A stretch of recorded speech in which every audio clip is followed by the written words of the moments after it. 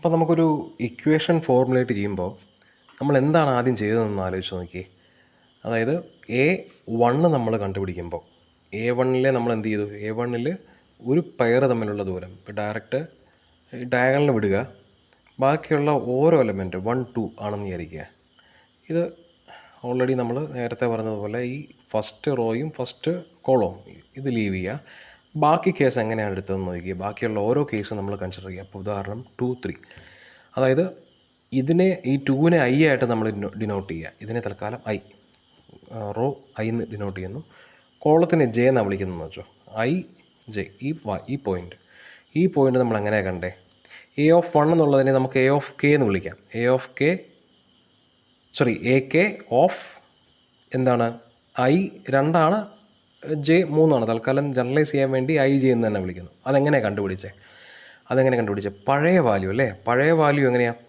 പഴയ വാല്യൂ നമ്മൾ ഇടയ്ക്ക് ഒന്നങ്ങ് 1 എന്നങ്ങ് സബ്സ്റ്റിറ്റ്യൂട്ട് വിട്ടതേ ഉള്ളൂ അല്ലേ? അതായത് 2-ൽ നിന്നും 3-ലേക്ക് പോകേണ്ട സ്ഥാനത്ത്, അതായത് Iയിൽ നിന്നും Jയിലേക്ക് പോകേണ്ട സ്ഥാനം നമ്മൾ എന്ത് ചെയ്തു? ഇവിടെ നമ്മൾ 1 ഇൻസേർട്ട് ചെയ്തല്ലേ? 2-ൽ നിന്നും 1-ലേക്ക് പോയി, അവിടെ നിന്ന് നമ്മൾ 3-ലേക്ക് പോയി. അപ്പോൾ ഈ 1-നെ തൽക്കാലം നമുക്ക് K എന്ന് വിളിക്കാം. അതായത് Iയിൽ നിന്നും Kയിലേക്ക് ആദ്യം പോയി, അവിടെ നിന്നും എന്ത് ചെയ്തു? Kയിൽ നിന്നും 3-ലേക്ക് പോയി. ശരിയല്ലേ? അപ്പോൾ അങ്ങനെയാണെങ്കിൽ അതെങ്ങനെ ഡിനോട്ട് ചെയ്യാം? ഒന്നുകിൽ Iയിൽ നിന്ന് Jയിലേക്കുള്ള ഈ ഉദാഹരണം 2-ൽ നിന്നും 3-ലേക്കുള്ളത് ഇതായിരിക്കാം ഷോർട്ടസ്റ്റ്, അല്ലെങ്കിൽ ഇതായിരിക്കാം ഷോർട്ടസ്റ്റ്. രണ്ടിനകത്ത് ഏറ്റവും ചെറുതാണ് നമ്മൾ എടുക്കുന്നത്. അപ്പോൾ അതുകൊണ്ട് നമ്മൾ എന്താ ചെയ്യുക? അഡ്ജസൻസി മെട്രിക്സ് എടുക്കുമ്പോൾ നമ്മൾ എന്താണ്?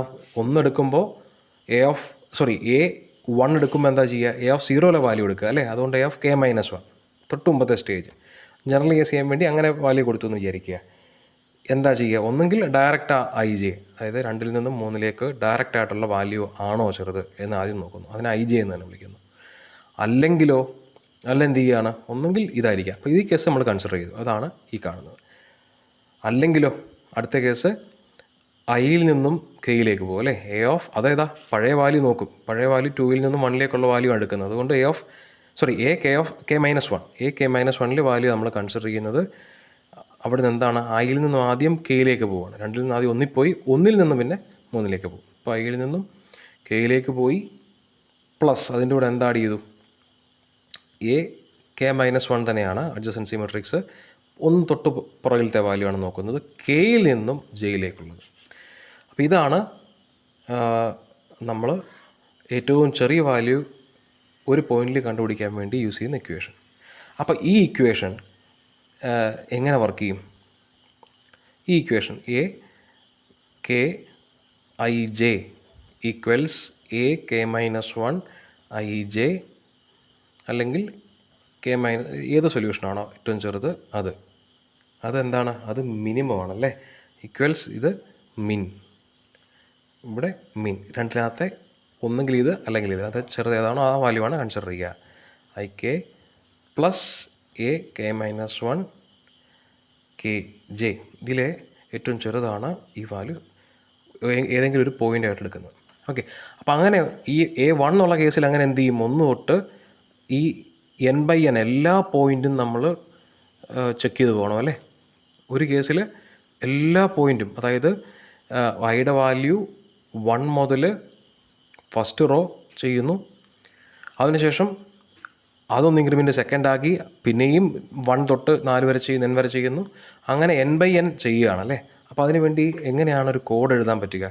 നമുക്ക് ഒരു റോ തീർക്കാനായിട്ട് നമുക്ക് J ആദ്യം എഴുതുകയാണ് അകത്തെ.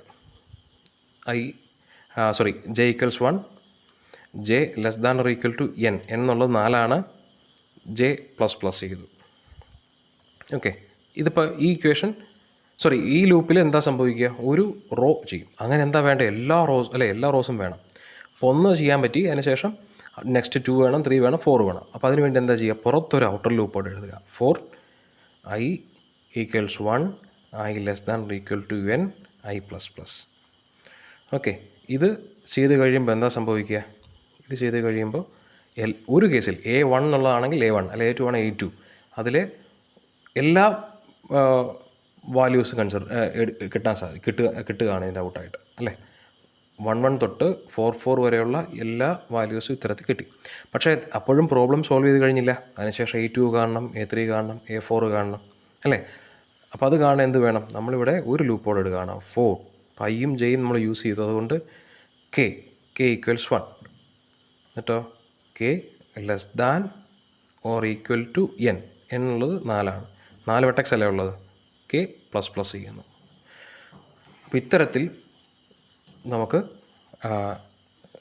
ഈ നമ്മൾ കണ്ട all pair shortest path solve ചെയ്യുന്നതിൻ്റെ ആക്ച്വൽ കോഡ് കൂടി നമുക്ക് എഴുതാൻ സാധിക്കും.